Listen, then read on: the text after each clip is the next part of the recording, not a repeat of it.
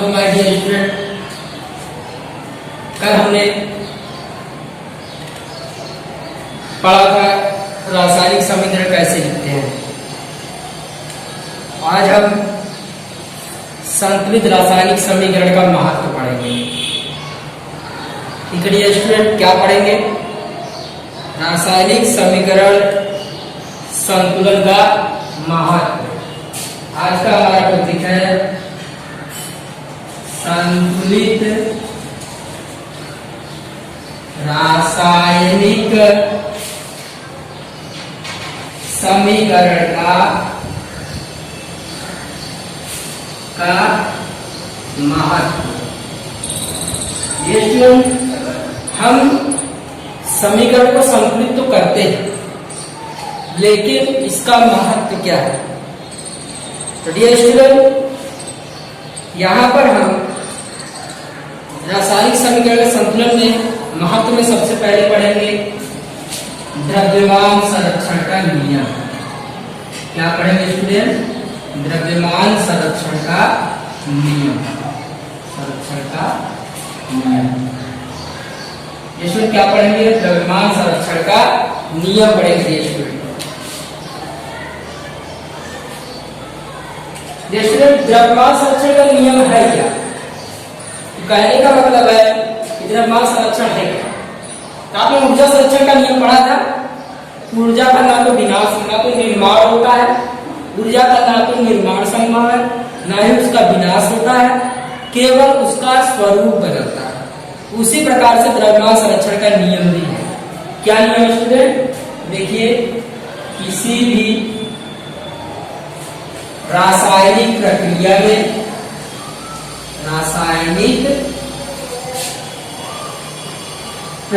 में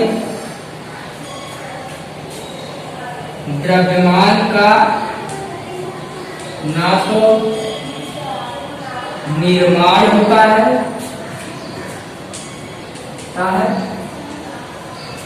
और ना ही इसका विनाश होता है।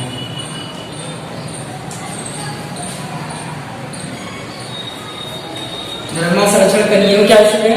तो किसी भी रासायनिक प्रक्रिया में द्रव्यमान का ना तो निर्माण होता है और ना ही उसका विनाश होता है। कहने का मतलब है कि केवल द्रव्यमान अभिकारक से उत्पाद की तरफ जाता है, उसका कोई स्वरूप बदलता नहीं है। फॉर द एग्जाम्पल हम बात करें स्टूडेंट, आप देख सकते हैं ZAl प्लस H2SO4 यानी जिंक और सल्फ्यूरिक एसिड के बीच आप प्रक्रिया कराइए स्टूडेंट, तो आप देखेंगे कि ZaSO4 बनेगा यानी जिंक सल्फेट बनेगा और डाई हाइड्रोजन वायु क्या होगी? मुक्त होगी। आप देख सकते हैं, क्या देखते हैं उसका रासायनिक द्रव्यमान संरक्षण के नियम का पालन है। जी हाँ स्टूडेंट, देखिए यहाँ पर जिंक कितना है पहले देखेंगे। जिंक कितना है, क्या क्या है? H है, हाइड्रोजन है, सल्फेट है और ऑक्सीजन। चेक करते हैं कितना।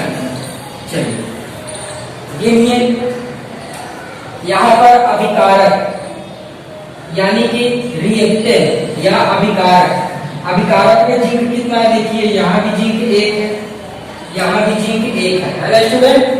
यहाँ हाइड्रोजन कितना है? 2 है। यहाँ हाइड्रोजन कितना है? 2 है। यहाँ देखिए सल्फर कितना है? 1 है। यहाँ कितना है? 1 है। ऑक्सीजन कितना है स्टूडेंट? 4 है। यहाँ कितना है? 4 है। देखिए स्टूडेंट, जितना यहाँ था उतना ही यहाँ पर है कि नहीं स्टूडेंट?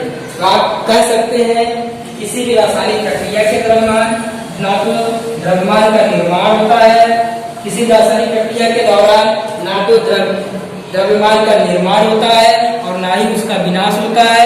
इसी को हम द्रव्यमान संरक्षण का नियम कहते हैं। अब रासायनिक समीकरण संतुलन में इसका क्या महत्व है? इसका भी कुछ महत्व होगा। ये मैंने लिखा है संतुलित रासायनिक समीकरण का महत्व। क्या महत्व द्रव्यमान संरक्षण का नियम का? तो कहने का मतलब है कि अगर कोई रासायनिक प्रक्रिया द्रव्यमान संरक्षण के नियम का पालन ना करे तो वो रासायनिक समीकरण संतुलित नहीं है, यानी हमें उसको संतुलित करना पड़ेगा। यानी इस पर से हम अंदाजा लगा सकते हैं कि अगर दोनों तरफ द्रव्यमान बराबर नहीं है तो रासायनिक समीकरण संतुलित नहीं है। अब कल मैंने आपको पढ़ाया था, अगर रासायनिक समीकरण संतुलित ना हो तो ऐसे समीकरण को हम कंकाली समीकरण कहते हैं। कहने का मतलब जहां भी द्रव्यमान संरक्षण जिस रासायनिक प्रक्रिया में द्रव्यमान संरक्षण के नियम का पालन ना हो तो ऐसे रासायनिक प्रक्रिया को हम ऐसे रासायनिक समीकरण को हम कंकालीय समीकरण कहते हैं। स्टूडेंट अब इसी पर से हमें आगे पढ़ना है, क्या पढ़ना है स्टूडेंट कि रासायनिक समीकरण संतुलित कैसे किया जाता है, ये हम पढ़ेंगे, ये हमारा अगला टॉपिक होगा।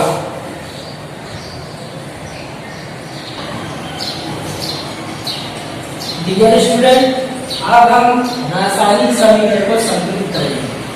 देखिए कैसे संतुलित किया जाता है। संतुलन की इस विधि को हीट एंड ट्रायल विधि कहते हैं। पहले हम देखिए हीट एंड ट्रायल क्या होता है। कोशिश करिए, अगर लग गया तो ठीक है, ना लगे तो क्या होता है, इसका कोई रूल नहीं है, इसमें आपको सेल्फ माइंड यूज करना है कि कैसे हम संतुलित कर पाए। ठीक है स्टूडेंट, चलिए हम संतुलित करेंगे। देखिए यहाँ पर ये क्या है, अभिकारक है, आपको पता है इसे क्या कहते हैं, अभिकारक कहते हैं स्टूडेंट। क्या कहते हैं इसे, अभिकारक। इसको क्या कहते हैं, उत्पाद। क्या कहते हैं स्टूडेंट, उत्पाद कहते हैं। अब आप देखिए कि क्या अभिकारक उत्पाद में अणुओं की संख्या बराबर है, देख लेते हैं। देखिए यहाँ कौन कौन से अणु हैं, देख सकते हैं। इधर देखिए अभिकारक,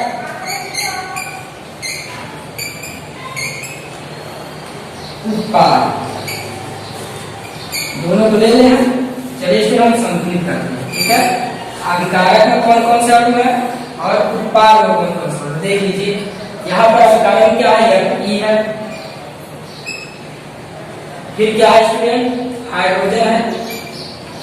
हाइड्रोजन कितना है स्टूडेंट, तो हाइड्रोजन कितना है, तो आपका हाइड्रोजन है, 2 हाइड्रोजन है। कितना स्टूडेंट, तो हाइड्रोजन की संख्या कितनी है, 2 है। तो जैसे ऐसा मत लिखिए, मैं आपको और आसान कर देता हूँ, कैसे लिखना है बता देता हूँ मैं आपको। देखिए और आसान में कर देता हूँ, एकदम इजी हो जाएगा ये आपके लिए। देखिए कैसे इजी होगा, तो देख लीजिए कौन कौन से तत्व है इसके अंदर, पहले आप चेक कीजिए। तत्व कौन कौन से हैं, ठीक है। लेफ्ट हैंड साइड इसको LHS बोलते हैं और इसे RHS बोलते हैं, आप जानते हैं। देखिए LHS में कितने तत्व हैं और RHS में कितने तत्व हैं, देख सकते हैं। LHS RHS, देखिए LHS में क्या क्या है, FE है, कितना FE है। तो स्टूडेंट मैं फिर से आपको इसको बताऊंगा, थोड़ा इसमें लिखने में प्रॉब्लम हो रहा है, मैं लिख के अच्छे से बताता हूँ आपको। चलिए अब मैं वापस आता हूँ। देखिए तत्व किसके तत्व स्टूडेंट, तो अभिकारक के। ये देखिए आप अच्छे से समझिए, अभिकारक के और इधर उत्पाद। तत्व कौन कौन से पहले वो देखिए, कौन कौन से तत्व इस प्रक्रिया है, तो Fe है, दूसरा क्या है, हाइड्रोजन है, तीसरा क्या है, ऑक्सीजन है।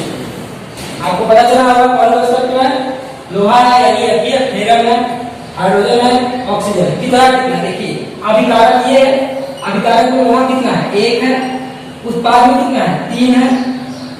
कैसे अभी समझ में आया। अब देखिए हाइड्रोजन इसमें कितना है, 2 है, इसमें हाइड्रोजन कितना है, 2 है, इसमें ऑक्सीजन कितना है, 1 है, और इसमें ऑक्सीजन कितना है, 4 है। जैसे हमें संतुलित करना है, देखिए संतुलित कैसे करेंगे, मैं आपको एकदम इजी तरीका बताता हूं, देख सकते हैं आप। अगर हम FE में 3 से गुणा कर दें तो कितना हो जाएगा, 3 FE हो गया। FE में 3 से गुणा किए यानी यहाँ पर हमने क्या कर दिया, 3 से गुणा कर दिया। देखिए 3 से यहाँ पर हमने गुणा किया तो FE तो संतुलित हो गया ना स्टूडेंट, FE संतुलित हुआ। अब देखिए यहाँ पर हाइड्रोजन तो ठीक है, यहाँ पे ठीक है, लेकिन ऑक्सीजन कितना है, 4 है, तो ऑक्सीजन को यहाँ 4 से गुणा कर देते हैं। कितना हो गया, 4। यहाँ कितना हो गया, 4 हो गया स्टूडेंट। अब देखिए यहाँ पे 4 हाइड्रोजन हो गया। कितना हाइड्रोजन हो गया? 8 हो गया। देखिए हाइड्रोजन कितना है? तो यहाँ पर हाइड्रोजन की संख्या कितनी हो गई? 8 हो गई। देखिए बदल गए। तो इसमें कितने से गुणा करेंगे हाइड्रोजन? यहाँ पर हाइड्रोजन से 4 से गुणा कर देते हैं। तो आपका समीकरण क्या हो जाएगा स्टूडेंट? संतुलित हो जाएगा। आप देख सकते हैं कि समीकरण क्या है हमारा? संतुलित हो गया है। देख सकते हैं आप समीकरण हमारा क्या हो गया है? संतुलित हो गया है। अब हम इसी समीकरण को एक और तरीके से संतुलित करते हैं। देखिए कैसे करेंगे मैं बताता हूँ। चलिए एक और तरीका है, हम उसे संतुलित करते हैं। अगर ये तरीका नहीं आता है, अगर आपको आ गया, इसे हीट एंड ट्रायल विधि कहते हैं। क्या कहते हैं? हीट एंड ट्रायल विधि कहते हैं। क्या कहते हैं स्टूडेंट? हीट एंड ट्रायल विधि। देखिए आपको दोनों तरफ एक और तरीका है, इस तरह से हम हीट एंड ट्रायल विधि कहते हैं। क्या कहते हैं? हीट एंड ट्रायल विधि। देखिए हीट एंड ट्रायल विधि क्या होगा? यहाँ कितना लोहा है? 3 है। तो आप यहाँ 3 से गुणा कर दीजिए। लोहा संतुलित हुआ, हो गया ना? देखिए ऑक्सीजन कितना है? 4 है। यहाँ 4 से गुणा कर दीजिए। लेकिन देखिए अब देखिए लोहा संतुलित हो गया, ऑक्सीजन भी संतुलित हो गया, लेकिन हाइड्रोजन कितना बढ़ गया? 8 हो गया हाइड्रोजन। यहाँ कितना हाइड्रोजन है? 2 है। अगर यहाँ 4 से गुणा करते हैं क्या हो जाएगा स्टूडेंट? संतुलित हो जाएगा कि नहीं? इसी का हीट एंड ट्रायल विधि कहते हैं। ये स्टूडेंट और भी एग्जाम्पल हम लेंगे हीट एंड ट्रायल विधि का। चलिए लेते हैं एग्जाम्पल। चलिए हम एग्जाम्पल लेंगे। देखिए कौन कौन से एग्जाम्पल लेते हैं, आप उसको ध्यान से देखिएगा। मैं एग्जाम्पल दूंगा और आपको बारी बारी से बताऊंगा। देखिए डियर स्टूडेंट, एक मैं एग्जाम्पल लेता हूं। पहला है hydrogen plus chlorine. Hydrogen plus chlorine का एग्जाम्पल लेता हूं। इसका एग्जाम्पल हाइड्रोजन प्लस क्लोरीन का बनेगा क्या? तो बनेगा हाइड्रोजन क्लोराइड या हाइड्रोक्लोरिक एसिड। हाइड्रोजन क्लोराइड ले लेते हैं स्टूडेंट। चलिए क्या दिया मैंने? Hydrogen chloride. देखिए यहाँ पर मैं हाइड्रोजन ले लेता हूँ H, यहाँ पर ले लेता हूँ क्लोरीन। क्लोरीन Cl ले लिया स्टूडेंट, तो आपका क्या हो जाएगा? HCl। इसी प्रकार से स्टूडेंट मैं एक और एग्जाम्पल लेता हूँ जो आपको समझ में आए कुछ। देखिए मैं एक एग्जाम्पल लेता हूँ सोडियम प्लस जल। देखिए स्टूडेंट आपके बुक का ये क्वेश्चन है, नीला का क्वेश्चन है बुक में, पेज नंबर 6 पे नीचे नीला वाले क्वेश्चन दिया है सोडियम प्लस जल। देखिए स्टूडेंट बनता क्या है? सोडियम हाइड्रोक्साइड बनेगा। सोडियम हाइड्रोक्साइड बनेगा प्लस हाइड्रोजन गैस बनता है स्टूडेंट। क्या बनता है? हाइड्रोजन गैस बनता है स्टूडेंट। ये स्टूडेंट सोडियम प्लस जल, अब क्रिया करेंगे sodium hydroxide plus hydrogen gas बनेगा। स्टूडेंट्स अभी हम इसको देखते हैं किस प्रकार से ये किया जाएगा। स्टूडेंट देखिए आपने पढ़ा था सोडियम का क्या होता है? यानी होता है, और जल का क्या होता है?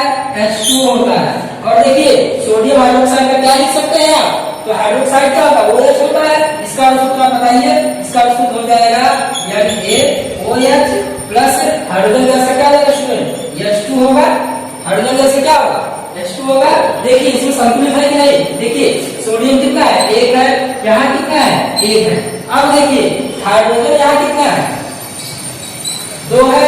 यहाँ कितना है? 2 है। ऑक्सीजन कितना है? 1 है। ऑक्सीजन कितना है? 1 है। लेकिन यहाँ पर देखिए एक हाइड्रोजन और कितना हाइड्रोजन है? 3 हाइड्रोजन हो गए स्टूडेंट। चलिए अब हम इसे संतुलित करते हैं। देखिए यहाँ कितना हाइड्रोजन है? 3 है। चलिए हम इसे संतुलित करेंगे। यहाँ पर हम स्टूडेंट यहाँ पर हम 2 सोडियम ले लेते हैं। 2 सोडियम ले लिए, 2 सोडियम ले लिए, 2 सोडियम यहाँ भी कर दीजिए। 2 सोडियम हो गया, 2 सोडियम हो गया। अब देखिए स्टूडेंट यहाँ पे 2 हाइड्रोजन, 2 में 4 हाइड्रोजन। यहाँ पर कितना हाइड्रोजन है? 2 है। तो यहाँ 2 से गुणा कर दीजिए। कितना हाइड्रोजन हो गया?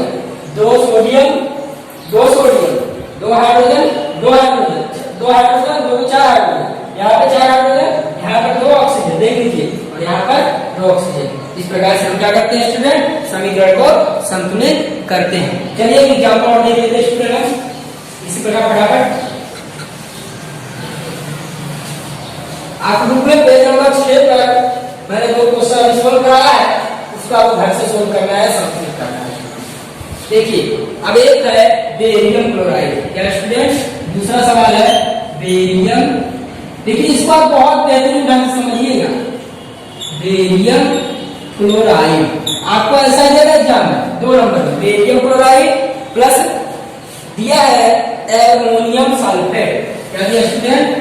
Aluminium sulphate. क्या दिया है? Aluminium sulphate. अब बनता क्या स्टूडेंट? तो एल्युमिनियम क्लोराइड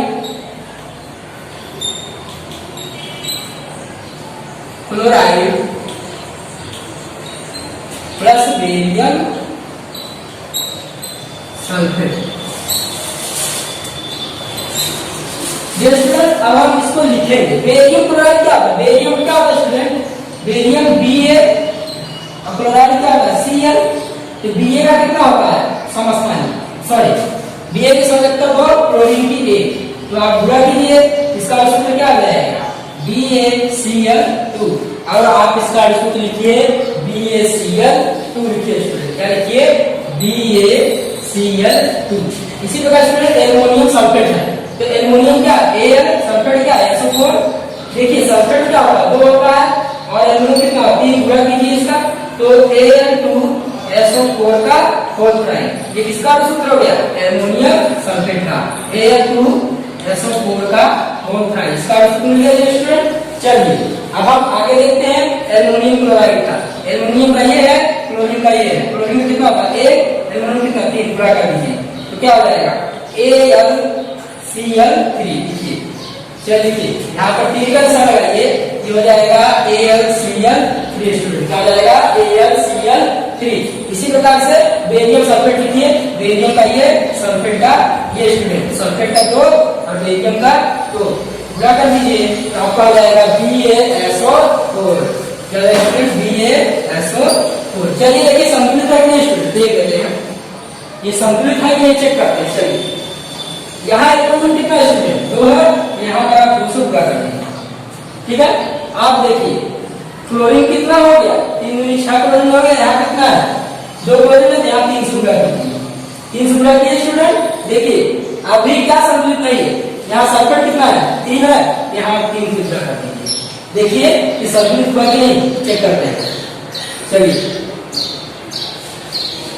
3 Ba हो गया। पहले आप समीकरण लिखिए, ठीक है। देखिए मैंने क्या किया, पहले यहाँ पर क्या किया? मैंने अणुसूत्र लिखा। स्टूडेंट क्या लिखा? अणुसूत्र लिखा। देख लीजिए पहले मैंने यहाँ क्या लिखा? अणुसूत्र लिखा। अब देखिए चेक करते बराबर है। देखिए यहाँ कितना दिए है? 1 है। यहाँ कितना है? 1 है। यहाँ क्लोरीन कितना है? 2 है। यहाँ क्लोरीन कितना है? 3 है। संतुलित नहीं है, हमें संतुलित करना है। देखिए एल्युमिनियम यहाँ कितना है? 2 है, यहाँ 2 से गुणा कर दीजिए। अब देखिए क्लोरीन कितना हो गया? 3 दूनी 6 क्लोरीन हो गया। यहाँ कितना है? 2 है, यहाँ 3 से गुणा कर दीजिए। 3 दूनी क्या हो जाएगा? 6 क्लोरीन होगा।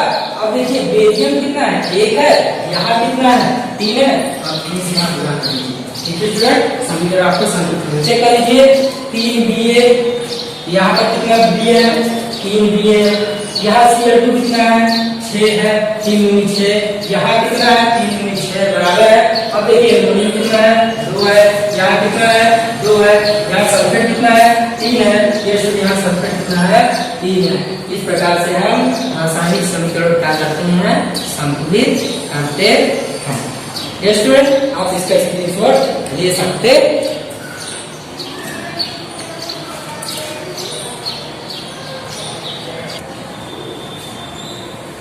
डियर स्टूडेंट अभी आपको क्या करना है? अणुसूत्र लिखना है। किसका किसका लिखना है? बेरियम क्लोराइड का। जैसा मैंने विधि बताया तो सरकार आपको अणुसूत्र लिखना है। बेरियम क्लोराइड का, एल्युमिनियम सल्फेट का, सोडियम क्लोराइड का, मैग्नीशियम सल्फेट का, सल्फ्यूरिक एसिड का, नाइट्रिक एसिड का, एल्युमिनियम क्लोराइड का और मैग्नीशियम हाइड्रोक्साइड का आपको अणुसूत्र लिखना है। डियर स्टूडेंट ये आज का आपका होमवर्क है। और इसके अलावा आपकी किताब में एक्सरसाइज दिया पेज नंबर 6 पर, जो 3-4 क्वेश्चन दिया है, मैग्नीशियम निबल क्यों साफ किया जाता है, इसके अलावा 3 समीकरण को संतुलित करना है। आप उसका समीकरण लिखिए और उसको संतुलित कीजिए। आप इसका स्क्रीनशॉट ले लीजिए और इसको होमवर्क के रूप में कीजिए ताकि आपको आसानी रहे अगले वीडियो में। Student, thank you very much और बेस्ट ऑफ लक। आसानी से आप इन सभी चीजों को कीजिए। धन्यवाद।